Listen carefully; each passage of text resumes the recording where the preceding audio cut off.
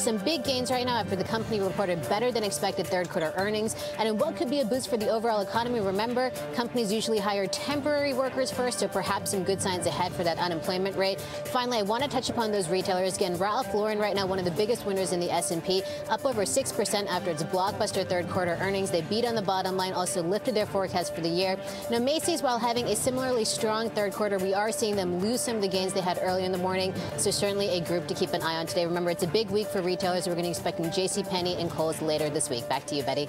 Okay. All right. Thank you, Sheila. And listen up, travelers. More than a year ago, Clear, the company that promised to get impatient travelers through the airport security lines at warp speed, that company went bankrupt. Now it is back and facing a new rival. Melissa Long has more on paying for privilege at the airport. Good morning, Betty. There are two firms you mentioned selling what is essentially an airport easy pass to get you to the front of the security line. It was just yesterday that Orlando went online, becoming the second airport featuring this front of the line perk, and that follows Indianapolis, which has been operating since the summer. The players, they are, as you mentioned, Clear. You recognize the name, back under new management out of bankruptcy. And then you have IQ. Clear, membership for the annual fee, $179 versus IQ at $119.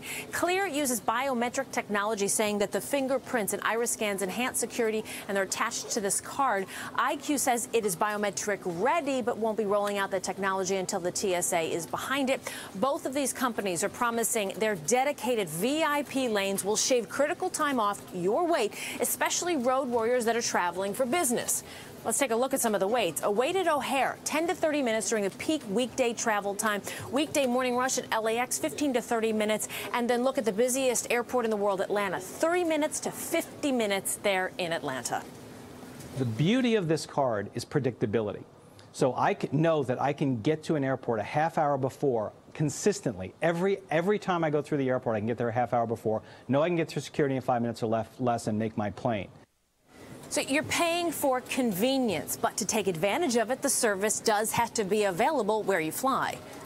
We are working very hard to rebuild the network in airports that had Clear, as well as new airports. Obviously, our goal is to build a network around the U.S. and then ultimately outside the U.S. These companies, they are bitter rivals, and they are racing to snap up airports. Both companies say they have very ambitious expansion plans, and both are honoring past membership. Clear had nearly 200,000 members. IQ's predecessor, Flo, had a smaller base, about 10,000. IQ also has an incentive to former Clear members. Buy 1 year, and you're going to get one free. And I want to stress as well that one industry expert is saying you're only speeding through to the medical detectors. With both of these, neither is going to offer you a fast pass to the gate. Okay, well, one caveat to remember. You mentioned Clear, of course, going bankrupt. I mean, what is different this time around as they return back to the market? Okay, they're returning to the market, and several things have changed, obviously. You take a look at the economy, you look at Clear's demise, and two of the biggest changes, we have lowered overhead costs, a focus on subscription fees, so lower costs as well. And then both companies say they're also keeping an eye on travel budgets as they are increasing their banking, that they will continue to increase the budget. So when we're talking about corporate travel. Betty.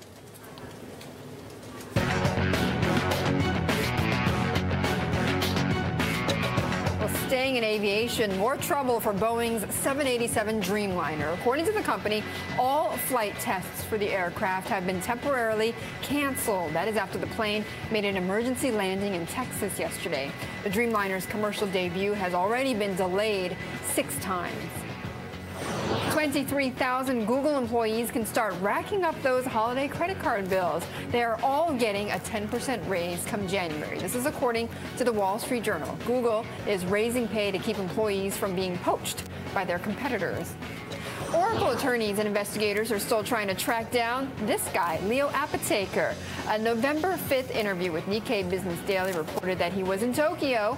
Oracle is seeking $2 billion in damages from SAP and Tomorrow Now, which is the unit allegedly responsible for the download. Apotheker was on the executive board of Tomorrow Now and has not been sent or has not accepted the subpoena yet. Okay, well, still ahead, Adam Johnson on a very special sports car. Adam? Hey, Betty, this thing is absolutely on fire. This is the new Lotus, all right? It's powered by methanol. This is a prototype. Methanol is already used to power dragsters. The question is,